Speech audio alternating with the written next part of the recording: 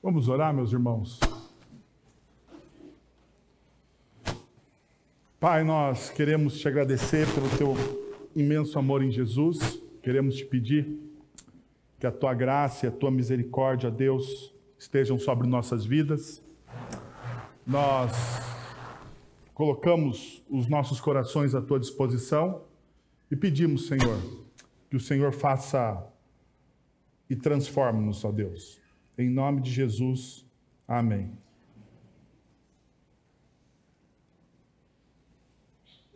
Só um minuto, meus irmãos. Coisas da tecnologia. Acontece nas melhores igrejas.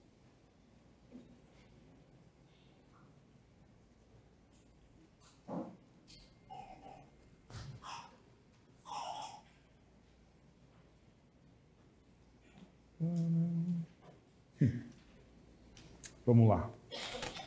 Abra sua Bíblia em Marcos capítulo 6, por favor. Eu acho que talvez hoje nós não tenhamos a projeção. O computador está de mal comigo.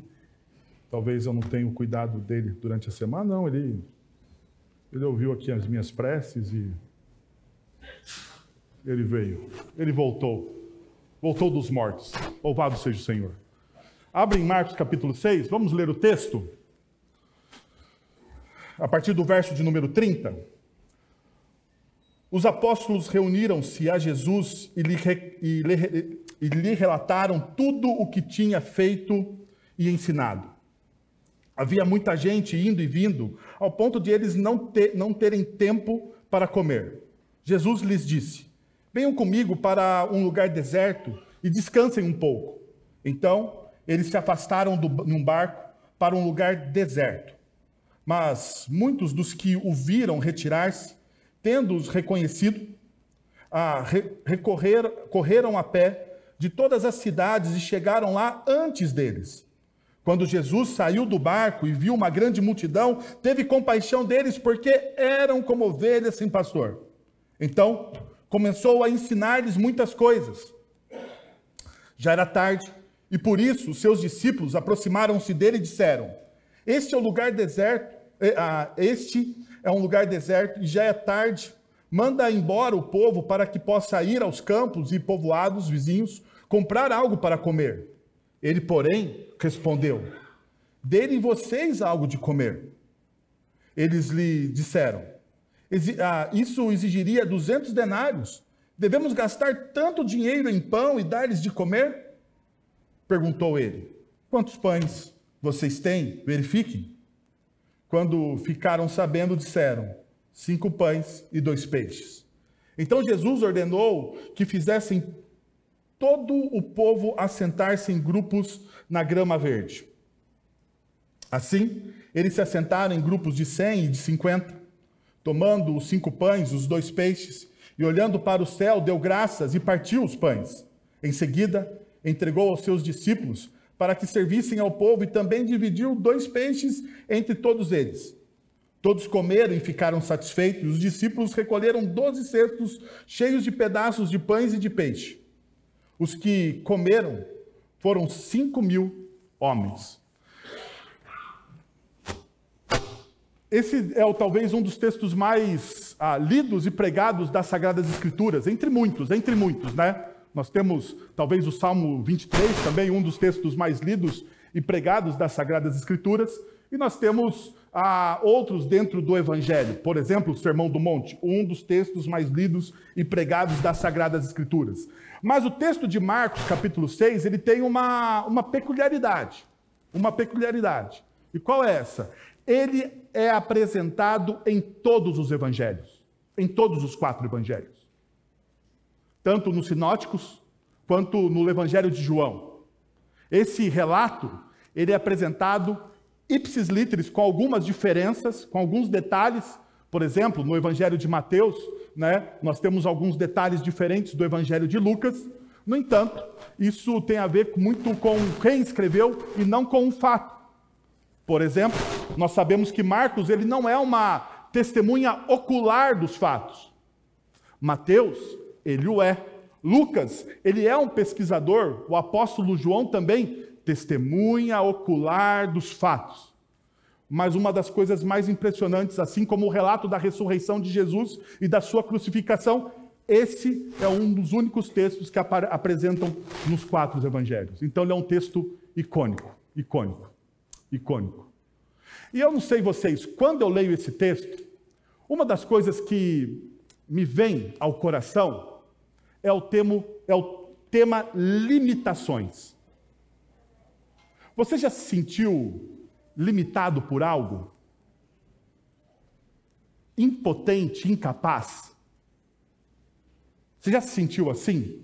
Diante de um desafio, você não consegue, você olha para aquele desafio, você olha para aquele problema, e você fala assim: eu sou incapaz de transpor esse problema. Eu sou incapaz de vencer essa dificuldade. Muitas vezes, eu passo por isso. E talvez esse texto seja um texto que nos ajude a lidar com as nossas limitações. Angela Duckworth, uma estudiosa, uma psicóloga, uma doutora em psicologia,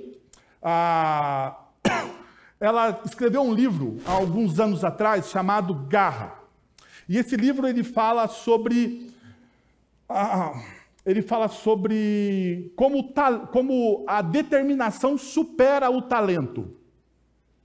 A determinação supera o talento. Ela fez uma pesquisa vasta entre esportistas, por exemplo. E isso talvez seja uma das coisas mais evidentes, né? Para você ser um esportista de alto desempenho, você precisa de talento. Por exemplo, o nosso esporte, talvez não mais tão amado no Brasil, né? Já foi mais amado, o futebol. Principalmente quando o seu time está em baixa, você não ama tanto assim o futebol. Um dos esportes mais amados do Brasil, é evidente que você precisa de talento. Um bom jogador talentoso é aquele que se destaca. No entanto, nós temos excelentes jogadores que não eram tão talentosos, mas eles eram determinados, disciplinados. E nós percebemos, então, que atletas que têm uma carreira longa não contam tanto com o talento, eles contam mais com a disciplina. A disciplina impulsiona o talento.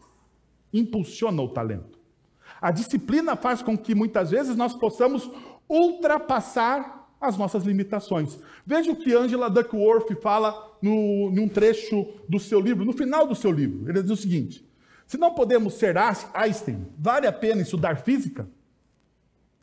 Se não podemos ser Usain Bolt, para que dar uma corrida de manhã? Adianta alguma coisa tentar correr um pouco mais depressa ou uma distância um pouco maior do que ontem? Considero essas perguntas absurdas. Se minha filha me dissesse: mamãe, não vou estudar piano hoje porque eu nunca vou ser um Mozart, responderia: você não está estudando piano para ser Mozart. Todos nós temos limites, não só em relação ao talento, mas também no que se refere a oportunidades. Entretanto, com mais frequência do que pensamos, nós mesmos nos impomos essas limitações. Perceba, ela diz o seguinte, que ela é bem realista. Nós temos limites. Tanto de oportunidades. Talvez você teve mais oportunidades na sua vida na condição financeira em que você nasceu. E outros tiveram menos oportunidades. As oportunidades nos limitam. As nossas capacidades nos limitam. No entanto, muitas vezes nós criamos as nossas próprias limitações. Tentamos, fracassamos e concluímos que batemos de cabeça no teto da possibilidade. Ou talvez, depois de dar apenas alguns passos, mudamos de direção. Nos dois casos, nunca vamos até onde poderíamos ter chegado. Em ambos os casos, tanto no caso onde você bate no limite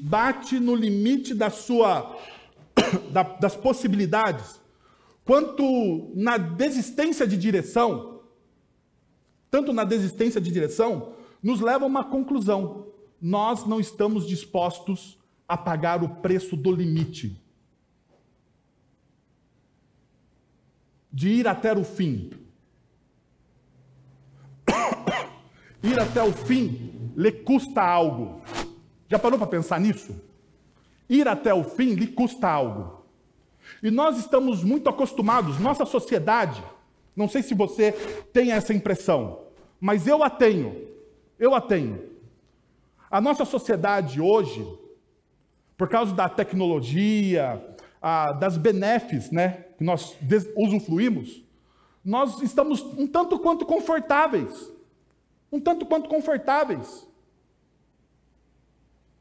Nós não precisamos mais entrar em filas de banco. Nós não precisamos mais entrar em fila de supermercado, louvado seja o Senhor. Você pode fazer a sua compra via aplicativo. Isso te economiza um monte. Você fazer compra via aplicativo, você não compra por emoção. Gente, tá ruim isso aqui, não tá? Tá terrível. Vamos ver se a gente consegue, prendendo aqui, melhorar. Você fica livre de muitas intercorrências. Muitas intercorrências que pessoas no passado tinham. Limitações. Então nós não estamos mais dispostos a pagar um preço. As coisas hoje são muito fáceis. Muito fáceis. Eu não sei vocês, mas a facilidade tira o brilho das coisas. Não tira? A facilidade tira o brilho das coisas. A facilidade tira a beleza das conquistas. Nós não estamos mais dispostos a pagar o preço. Nós não estamos. Existe uma pesquisa do Instituto Barna que diz o seguinte, que essa nova geração de jovens e adolescentes, pela primeira vez na história, será mais pobre financeiramente do que a geração dos seus pais.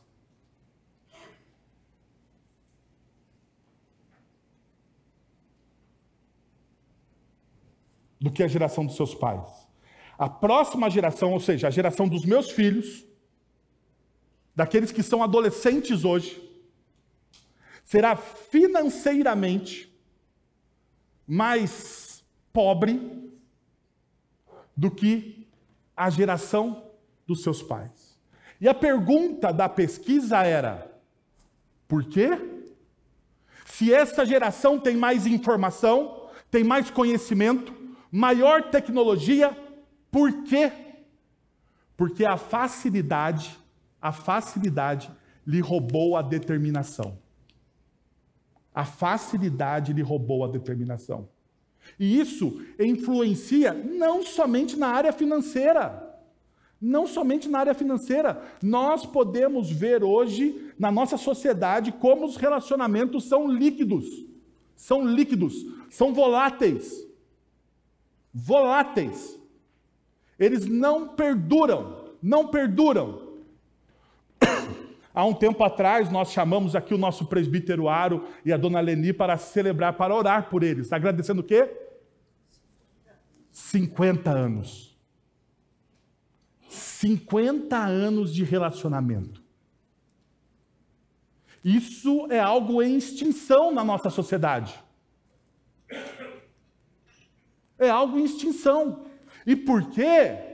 Porque nós não estamos dispostos a pagar o preço e ir até o limite. Nós queremos uma vida confortável. Uma vida confortável. Nada que me custe. Nada que me custe. Eu estou disposto até os limites. O texto que nós acabamos de ler vai trabalhar essa realidade. Vai trabalhar essa realidade. E é um desafio. Nós precisamos olhar para esse texto como um texto de formação. Jesus está formando os seus discípulos. Jesus está formando os seus discípulos. Então, todos os atos de Jesus nos evangelhos, eles não são atos não intencionais. Todos os atos, tudo aquilo que Jesus está fazendo nos evangelhos é algo intencional para a formação dos seus discípulos. Então, todas as curas que Jesus realizou no seu ministério são curas onde ele demonstra aos seus discípulos como o reino de Deus age. Todo o ensinamento, tudo aquilo que Jesus faz, a forma como Jesus age, ele está formando os seus discípulos. Sendo assim, aqui também é um ato de formação. Aqui também é um ato de formação. E você precisa se lembrar o que aconteceu nos versículos anteriores. Por exemplo, nós temos aquele pequeno interlúdio, que é a morte de João Batista, que nós estudamos domingo passado. Mas os discípulos, eles estão voltando de um momento singular na vida deles. Jesus tinha enviado eles para ensinar e pregar o evangelho do reino de Deus. E daí, o que eles experimentaram? O que eles experimentaram? Eles experimentaram as mesmas coisas que Jesus fazia. Jesus ensinava, Jesus expulsava demônio e Jesus curava as pessoas. Eles experimentaram isso. Eles estão vindo de um momento de êxtase, e o texto diz isso. Que eles fazem um relatório para Jesus do que aconteceu. Eles contam a Jesus o que aconteceu. Tanto é verdade, tanto é real, que você percebe que no texto que nós acabamos de ler, as pessoas estão indo e vindo. Significa que o ministério teve sucesso. Significa que o ministério teve sucesso. Pessoas estão indo e vindo. E eles não têm nem tempo para comer. Eles tinham acabado de experimentar um tempo singular, aonde eles foram e resolveram os problemas das pessoas de maneira intencional. E quando o problema vai até você? Eu não sei se você percebeu, mas na dinâmica do texto, num primeiro momento, eles são enviados. Então eles vão até as pessoas. Agora as pessoas estão fazendo o quê? Vindo até os discípulos. E uma grande multidão. Diz o texto bíblico que 5.000 homens estavam naquela multidão. Você sabe, porque esse texto já foi pregado de maneira exacerbada nas nossas igrejas, que 5.000 homens são simplesmente os homens contados. Você não tem ali a informação de mulheres e crianças. Os estudiosos dizem que pelo menos de 15 a 20 mil pessoas estavam reunidos nesse fantástico evento. Uau! Uma grande multidão. Eu não sei se você já teve a noção disso, né?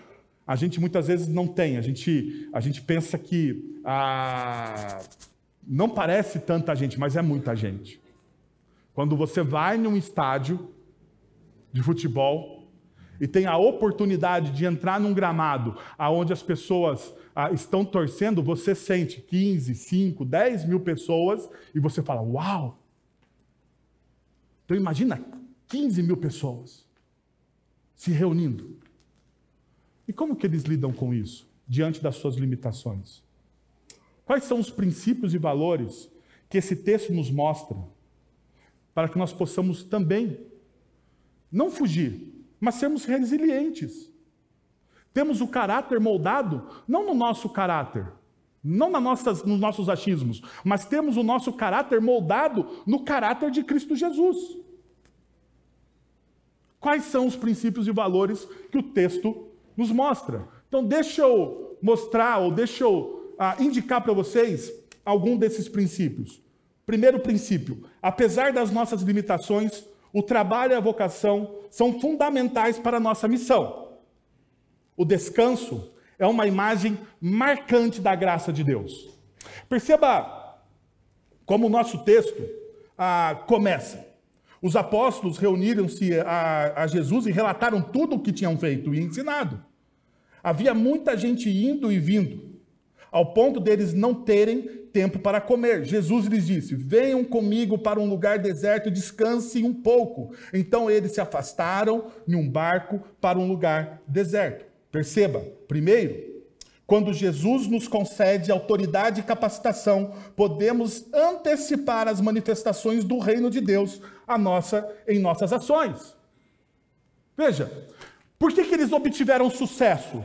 Eles obtiveram sucesso no seu ministério, no trabalho, na vocação que eles tinham, por causa das capacidades que eles tinham? Não, de maneira nenhuma. O sucesso deles não está ligado à capacidade primária deles.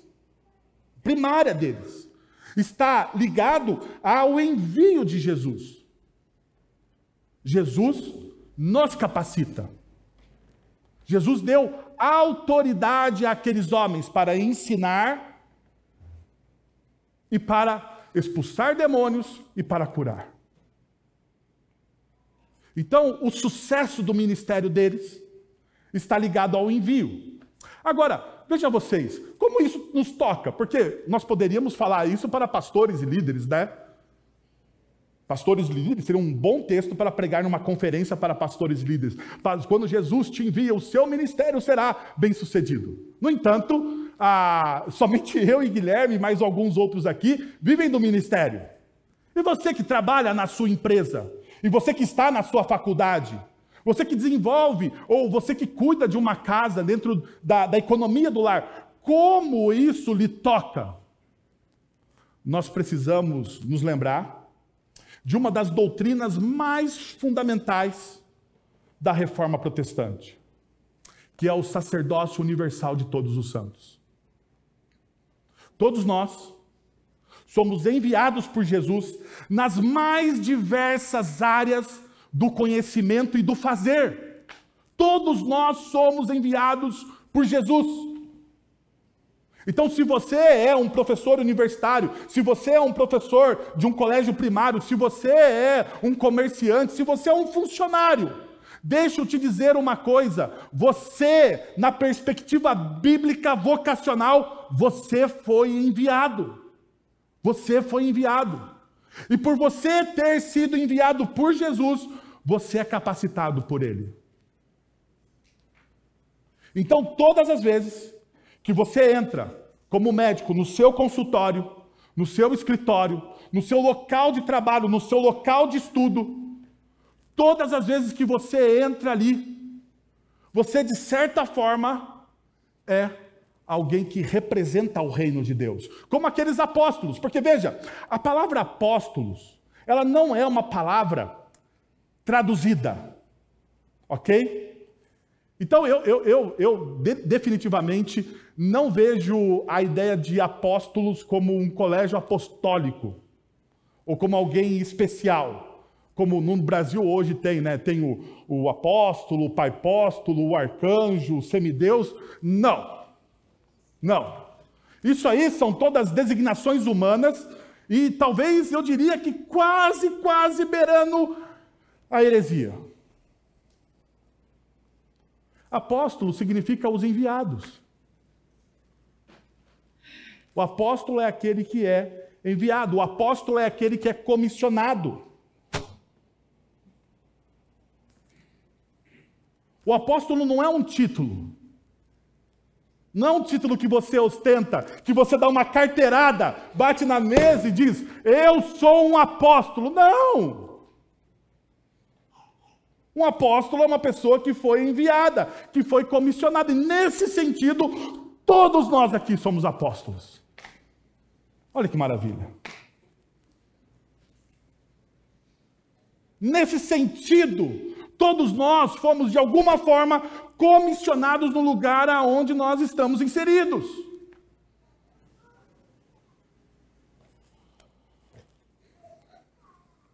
Uma outra realidade que o texto nos aponta, perceba, havia muita gente indo e vindo, ao ponto deles não terem tempo para comer.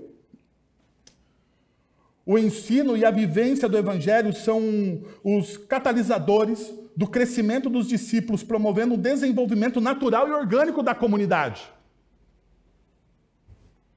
Eles vão, eles ensinam, mas não somente eles ensinam, eles vivem. E aqui é uma coisa que nós vamos bater aqui sistematicamente na nossa igreja.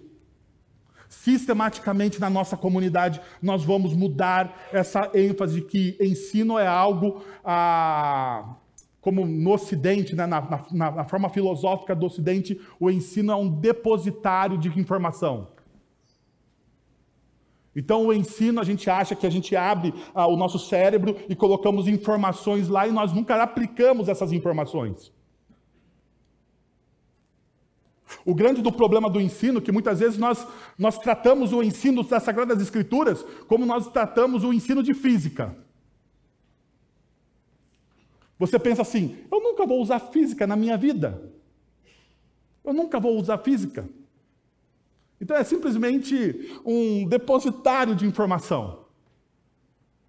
É um depositário de informação. Não, as Sagradas Escrituras, quando se fala de ensino, se fala de vivência.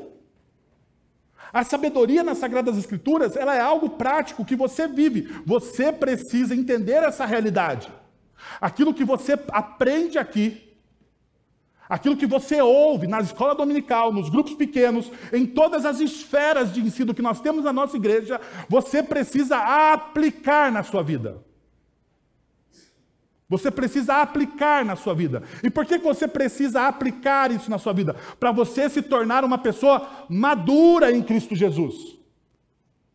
Madura em Cristo Jesus. Para você conhecer e experimentar a vontade de Deus. Uma das perguntas que eu mais recebo do meu gabinete pastoral: pastor, eu quero saber qual é a vontade de Deus. Qual é a vontade de Deus? E a gente trata a vontade de Deus como algo místico, perceberam? Nós tratamos a vontade de Deus como Deus falando em uma voz, né? E qual que é o erro disso? O erro disso é que nós muitas vezes nos tornamos reféns de pessoas que são verdadeiros charlatões. Charlatões. Perceba o que acontece hoje na igreja brasileira. Quando você vê conferências de atos proféticos. Como se Deus fosse falar, vem até esse profeta. Não, eu vou ouvir tal pastor porque... quando aquele pastor fala, Deus fala através dele. Meu irmão, isso é um absurdo. É um absurdo. E por que isso é absurdo? Porque Deus fala através das Sagradas Escrituras. Porque você se torna maduro na fé quando você aplica aquilo que você aprende nas Sagradas Escrituras através da sua igreja local. Você se torna maduro e você se torna uma testemunha de Cristo Jesus. Aí sim você muda. Aí sim você é transformado. Quando você aplica a palavra de Deus na sua vida, aí sim você está experimentando a boa, perfeita vontade agradável de Deus. É neste momento. Então perceba, uma das coisas que nós precisamos desmistificar é que o bom ensino da igreja faz a igreja crescer. O bom ensino da igreja, a vivência da igreja no Evangelho, faz ela crescer. Por muito tempo, em igrejas reformadas, as pessoas falam, nós não crescemos, mas nós temos qualidade no ensino. Isso é mentira. Isso é mentira. Porque se você tem qualidade de fato no ensino, a comunidade cresce. Porque o Evangelho transforma tudo e a todos. Tudo e a todos. Todas as vezes que um pregador sobe neste púlpito aqui, ele precisa subir com a expectativa de que Deus vai transformar as pessoas, porque o Evangelho de Deus está sendo pregado. É assim que uma igreja cresce, quando o ensino passa a ser um ensino contagioso. E o texto continua, e perceba que ele falou de trabalho, mas agora você vê o descanso. Jesus lhes disse: venham comigo para um lugar deserto e descansem um pouco. Então, eles se afastaram num barco para um lugar deserto. Veja, é essencial incluir períodos de descanso. Seguindo a orientação de Jesus, tornar-se workaholic não é espiritual e pode ser pecaminoso. Alguns transformam o trabalho e a vocação em ídolos. Você precisa parar. Você precisa parar. Eu preciso parar. Como vocês sabem, eu tenho alguns amigos muito legais. Um deles é o reverendo Renato, pastor da Catedral Presbiteriana do Rio de Janeiro. Sempre está aqui com a gente no aniversário da nossa comunidade. E no último aniversário da nossa igreja, nós estávamos conversando, e ele falou assim: Wellington, quando você para? Quando você para?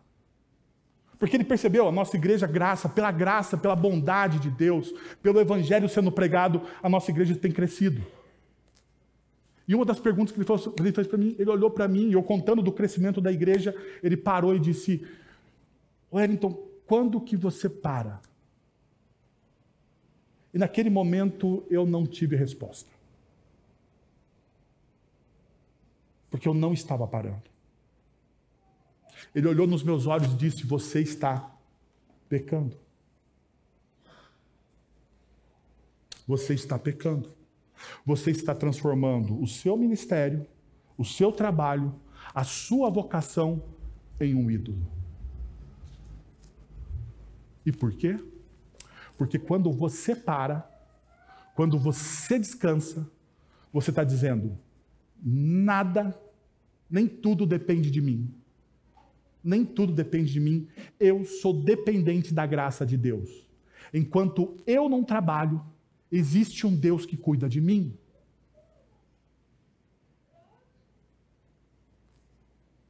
O ato do descanso, o sábado, ou o sabático, ou para os cristãos o domingo, o ato de você não trabalhar, de você descansar, é um ato de fé e de confiança. É um ato do desenvolvimento do caráter de Deus na sua vida. Porque veja, no Antigo Testamento, no Gênesis, Deus cria todas as coisas e Ele separa um dia para o descanso.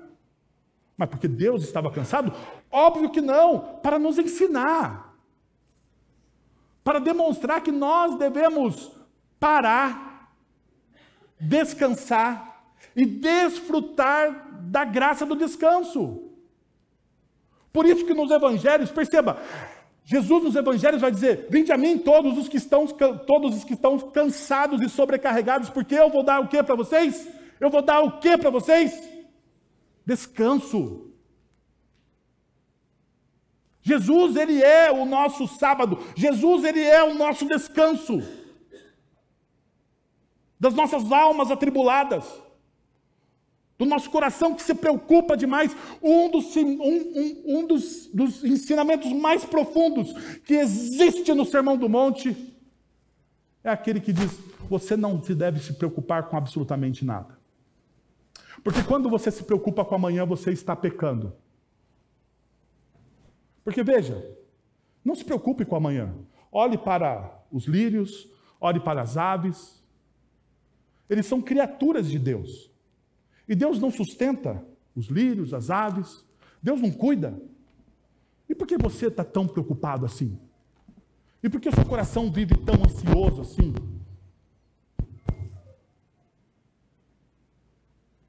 O descanso é uma disciplina espiritual que nos leva a confiar na bondade e no caráter de Deus e treina o nosso coração para que nós possamos não somente desfrutar de graça, mas confiar na graça. Confiar na graça.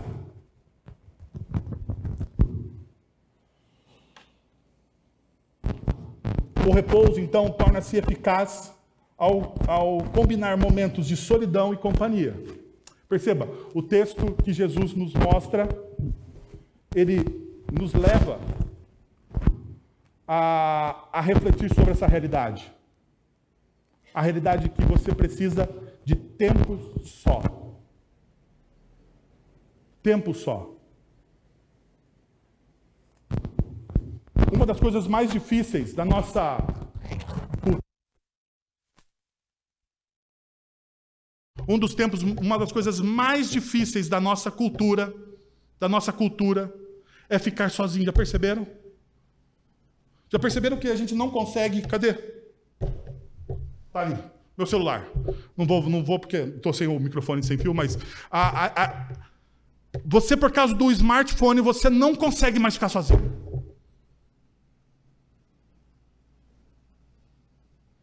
Você já percebeu a necessidade desenfreada da gente falar do que nós estamos fazendo para os outros? Nós não temos mais segredos. Nós não temos. Eu me recuso. Eu tenho um negócio comigo. Se você olhar as minhas redes sociais, tem duas coisas: meus filhos e minha igreja. Raramente eu posto alguma coisa da onde eu estou. Por quê? Porque existem lugares que eu quero que ninguém saiba onde eu estou. Eu não quero que ninguém saiba.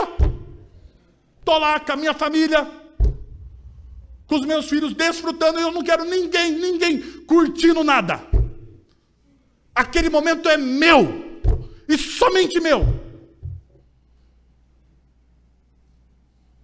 Nós não temos mais isso.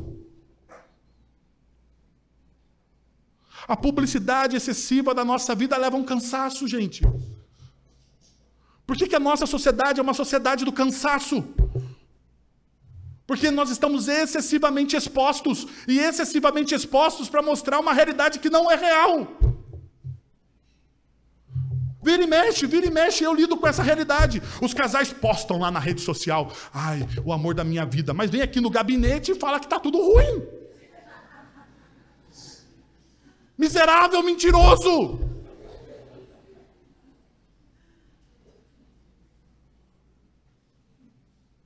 Se está tudo bom, como que pode estar tudo ruim?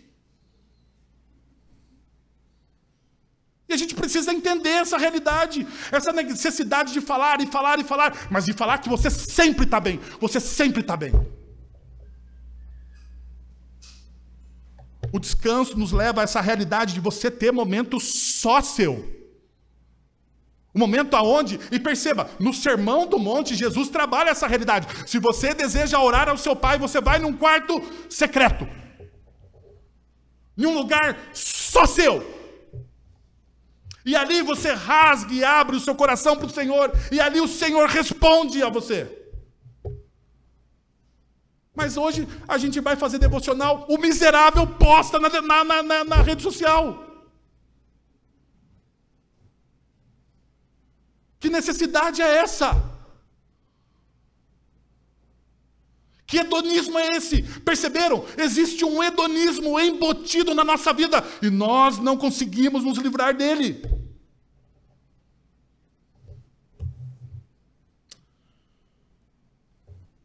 Uma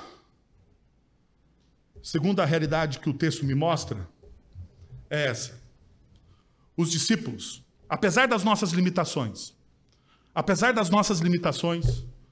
o discípulo deve ter a consciência de que o ato de ensinar é uma manifestação do amor. E aqui eu vou mudar o paradigma de vocês. Porque a gente acha que amar alguém, muitas vezes, significa você fazer atos me fugiu a palavra. Escalabofobéticos. Entendeu? Uma palavra que não existe. Acabei de cunhá-la aqui. Para você entender que muitas vezes nós fazemos atos exagerados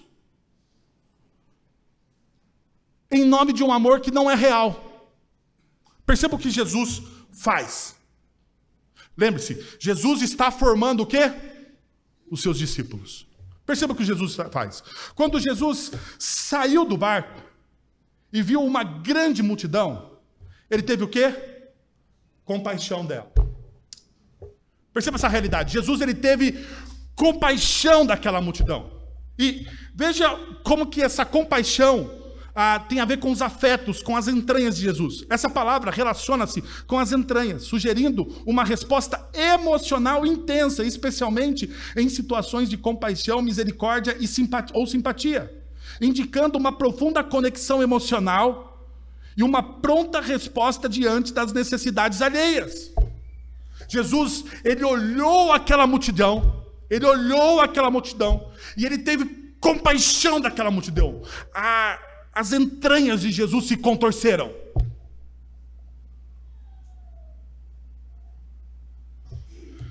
A pergunta é: por que isso acontece? A resposta vem em seguida.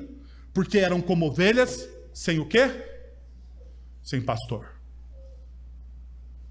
Por que Jesus tem compaixão daquelas pessoas? Porque aquelas pessoas são como ovelhas sem pastor. E perceba a realidade disso. A ovelha sem pastor é o ser mais vulnerável, desprovido de qualquer capacidade ou virtude para se proteger ou defender. A ovelha sem pastor é presa fácil. É presa fácil. Jesus então olha para aquela multidão e vê essa realidade. Mas o que Jesus faz então? O que Jesus faz? Veja, o que Jesus faz? Ele começou a ensinar-lhes muitas coisas. A compaixão de Jesus leva a ele a ensinar as pessoas. Por quê? Porque o ensino é parte essencial no processo de encontro. Jesus ensina por amor. Se você vê alguém perdido, você precisa ensinar a pessoa o caminho do Cristo. Você precisa ensinar. Se você ama, agora pais aqui comigo. Se você ama o seu filho, se você, avós, tem muitos avós aqui, graças a Deus que nós temos muitos avós aqui. Avós, se você ama os seus netos, você precisa ensinar o caminho do Cristo. Porque se você não ensinar o caminho do Cristo, os seus filhos, os seus netos, serão presas fáceis para oportunistas. Somente o caminho do Cristo, somente o bom pastor pode cuidar deles. Sabe por quê? Somente o bom pastor pode cuidar dos nossos filhos e das nossas crianças, porque eu, como pai, sou limitado. Eu, como pai, sou limitado. Eu vejo aqui os pais dos nossos adolescentes. E eu já estou orando pelos meus filhos. Porque eu vejo os pais dos adolescentes de cabelo em pé. Ainda bem que eu não tenho cabelo. A verdade é que nós nos deparamos com a nossa impotência. A impotência diante da influência dos amigos, da influência das pessoas más, da influência das modas, da influência do mundo. E no mundo aqui é no pior sentido da palavra mundana. Nós nos sentimos incapacitados de cuidar dos nossos próprios filhos. Então o que pode salvar e cuidar dos nossos filhos é somente o bom pastor. É somente o Cristo. Então por isso que o Cristo, quando vê aquela multidão, ele se dói no coração. Mas a coisa que ele faz é ensinar o caminho. É ensinar o caminho. Se você ama alguém, você precisa ensinar o caminho do Cristo a essa pessoa. Você precisa se levantar agora e ensinar o caminho do Cristo a essa pessoa. Porque o ensinamento é um dos primeiros atos de amor que você tem com alguém. Não é?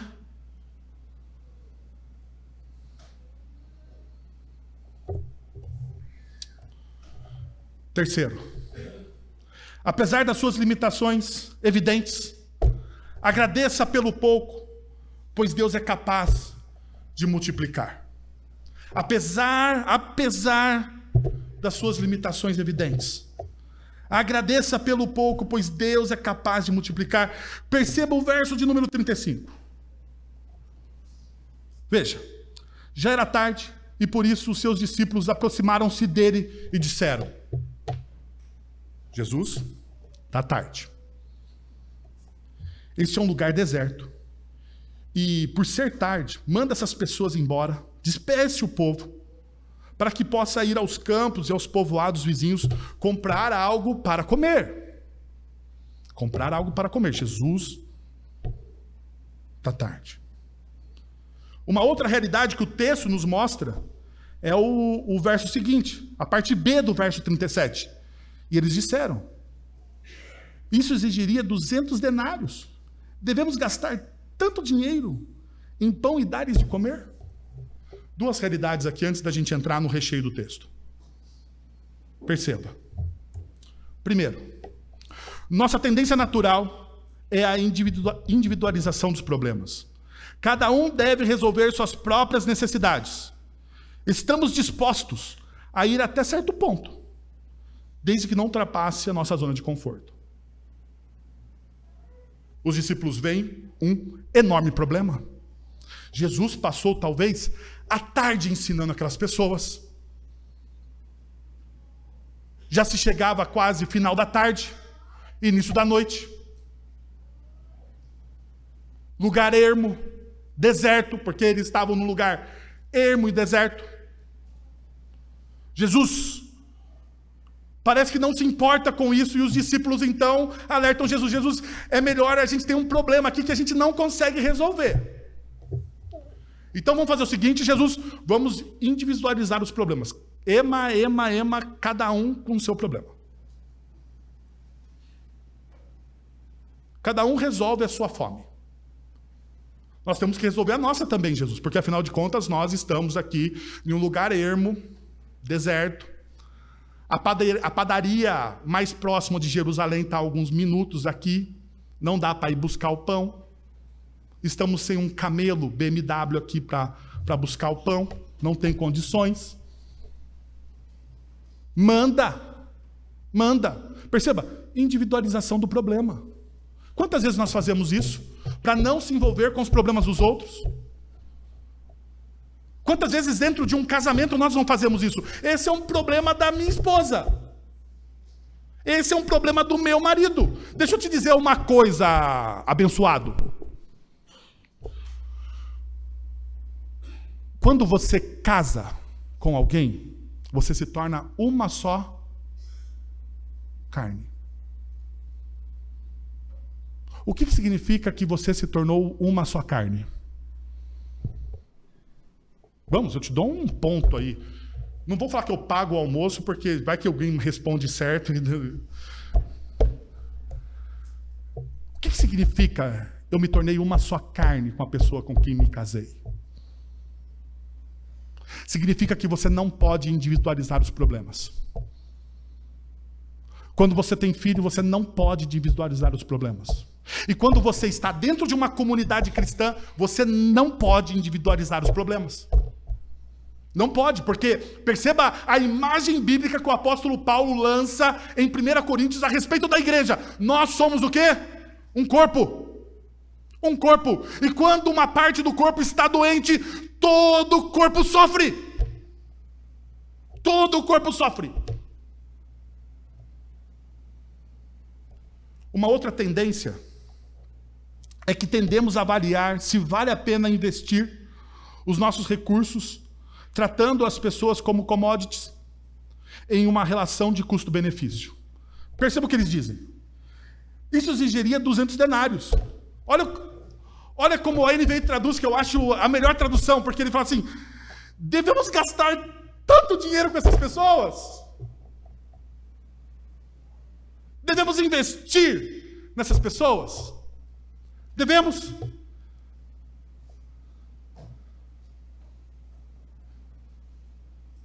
Devemos investir nessas pessoas?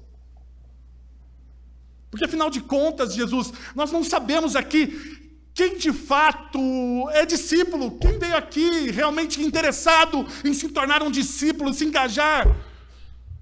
Nós não sabemos, Jesus, 15 mil pessoas, 5 mil homens. Quantos aqui vão ficar ao nosso lado? Quantos aqui vão dar retorno financeiro para a gente? Quantos aqui nos ajudarão de fato na missão do Evangelho do Reino de Deus? Será que vale o investimento? Muitas vezes nós pensamos assim em uma comunidade cristã. Será que vale o investimento? Será que vale o investimento?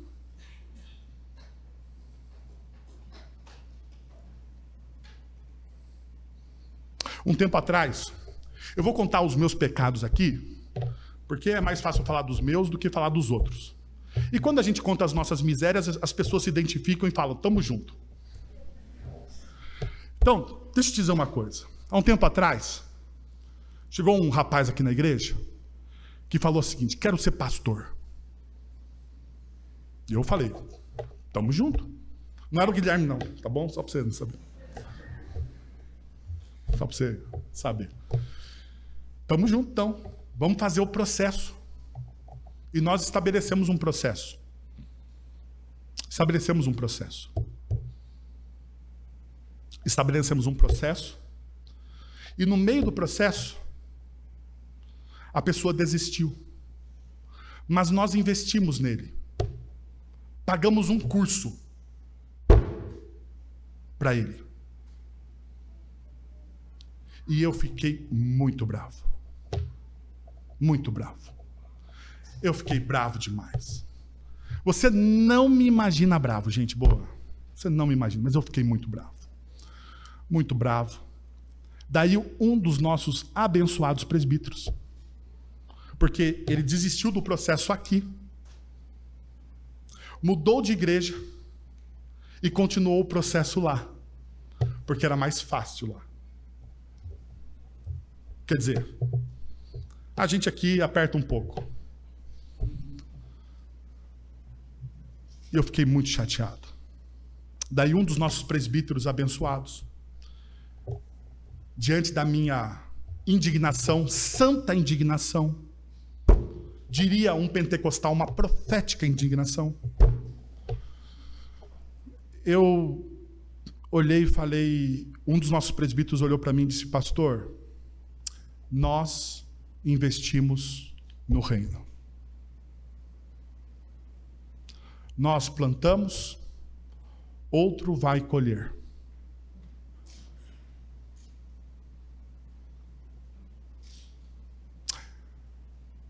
Eu respirei fundo. Continuei indignado. E pedi perdão para Deus. Porque essa é a realidade. Muitas vezes, nós vamos investir em pessoas que darão frutos em outros lugares. E louvado seja o nome do Senhor por isso. Mas a gente precisa continuar investindo em pessoas, apesar da decepção. Apesar dos desgostos. E nós vamos fazer isso aqui. Porque esse é o preço do reino de Deus. Esse é o preço. Jesus investiu em 12 pessoas. 12. E quando ele mais precisou, aonde estavam esses 12? Debaixo da cama, com medo, escondidos. E Jesus se viu sozinho. Jesus se viu sozinho.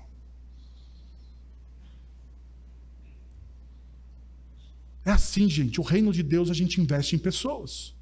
E pessoas às vezes demoram tempo para dar fruto. Porque não é no nosso tempo, é no tempo do que o Espírito está fazendo. Daí você precisa lembrar de João, que diz que o Espírito, que aqueles que são nascidos de novo são como o quê? São como o vento. E o vento sopra aonde quer. Ninguém consegue controlar o vento. É assim. E a gente precisa se submeter a isso. Veja, Então a gente chega no recheio do texto. Ele, porém, respondeu: dá-lhes vocês algo de comer. Jesus olha para aquele e fala assim: ó, galera, gente boa, é vocês que precisam fazer isso. É vocês que precisam fazer isso. E vocês precisam se lembrar então do contexto. Eles vieram de um contexto de grandes experiências. Eles expulsaram o demônio, curaram pessoas, e agora eles estão o quê? Com medo. Porque nós somos limitados. Porque nós somos limitados. Então perceba, Jesus não viu a situação como um obstáculo, mas como uma chance de confiar no Pai e exaltar o seu nome. Jesus, ele olhou para aquela situação e ele falou assim: aqui é uma oportunidade dessas pessoas aprenderem a confiar no Pai. Então, veja só essa realidade. Jesus, então, ele perguntou: quantos pães vocês têm? Verifiquem. E uma das coisas que nós precisamos evitar é o equívoco de pensar que você precisa de mais do que já possui, pois tudo o que é necessário para cumprir a sua missão, Deus já lhe concedeu. Muitas vezes nós olhamos para aquilo que nós temos e de maneira equivocada nós fazemos o quê? Nós pensamos que aquilo que nós temos não é suficiente. Não é suficiente. Mas aquilo que você tem, deixa eu te dizer uma coisa, é suficiente. Aquilo que você tem é suficiente na educação dos seus filhos, é suficiente no exercício do seu trabalho. Aquilo que você tem é suficiente para sustentar o seu casamento. Aquilo que você tem é suficiente. E daí Jesus, ele fala, tomando os peixes e os pães, olhando para os céus, deu graças e partiu. Diante da escassez, concentre-se no Senhor. Seja grato e compartilhe o que tem. E é no ato de fé de compartilhar que experimentamos o quê? A abundância. É no ato de fé de compartilhar o pouco que nós temos que nós experimentamos a abundância. É assim, meus irmãos. Jesus, ele olha para o pouco que ele tem, ele dá graças pelo pouco que ele tem. Ele não reclamou, ele não viu impossibilidades, mas ele confiou estritamente na graça do Pai e partiu aquele pouco, e diante daquele pouco Deus abundou. Deus abundou diante daquele pouco. E ele vai fazer assim na sua vida. Na sua vida. Diante do pouco que você tem, você se sente limitado? Deixa eu te dizer, eu também me sinto. Eu também me sinto, mas diante do pouco, em uma atitude de adoração, ele vai fazer abundar. Porque a graça não depende de você. Você precisa pegar o pouco que você tem e simplesmente o quê? Entregar a Ele. Entregar a Ele. Quero convidar você a um ato de fé aqui, nessa manhã. O pouco que você tem diante das suas limitações, diante dos seus desafios, é entregar a Ele. Que tal você fazer isso? Você entregar esse pouco e você compartilhar. Compartilhar. Para que você experimente o quê? A abundância. O texto termina dizendo que todos que ali estavam, ficaram o quê? Satisfeitos. Todos comeram e ficaram satisfeitos, porque quando a gente compartilha e a gente experimenta a abundância, Cristo é a satisfação da nossa alma. Por Cristo ser a satisfação da nossa alma, é que Ele morre naquela cruz do Calvário, perdoa os nossos pecados, e nessa manhã nós podemos experimentar dessa mesa.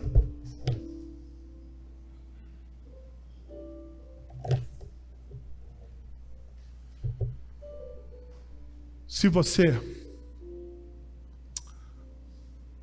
já experimentou do Cristo, se você confia no Cristo, essa mesa aqui é sua. Nós vamos partir o pouco que nós temos. Mas ao partir esse pão e ao beber esse cálice, que você coma e beba do Cristo, para que a sua vida seja transformada. Oremos. Pai, nós estamos na Tua presença, Senhor. E nós ouvimos a Tua palavra, que é viva e eficaz, que transforma os nossos corações, que renova a nossa mente. Essa palavra, Deus, que sacia a existência do nosso coração. E diante dessa palavra, Deus, a única coisa que nós podemos fazer é rendermos ao Senhor, ó Deus, e entregarmos aquilo que temos, o pouco que nós temos. Compartilharmos o pouco que temos, na esperança de que a sua graça vai abundar, Senhor. É isso que nós oramos em nome de Jesus. Amém. Senhor, estamos diante do Senhor e comemos do pão, ó Deus, e bebemos do cálice, certos, ó Deus, de que o Senhor se faz presente em Jesus e em nós através do Teu Santo Espírito. Nós te louvamos, ó Deus, por essa aliança perene que o Senhor tem com o seu povo. Inquebrável, incorruptível.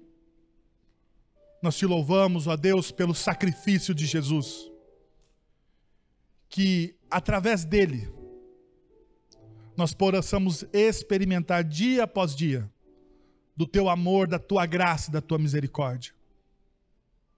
É isso que nós oramos, em nome de Jesus. Amém. Vamos receber a bênção? Agora, irmãos, que a graça de nosso Senhor e Salvador Jesus Cristo, o amor de nosso Deus e Pai, o conselho, o consolo, o poder e a ação do Santo Espírito de Deus estejam sobre vocês agora e pelos séculos dos séculos. Amém.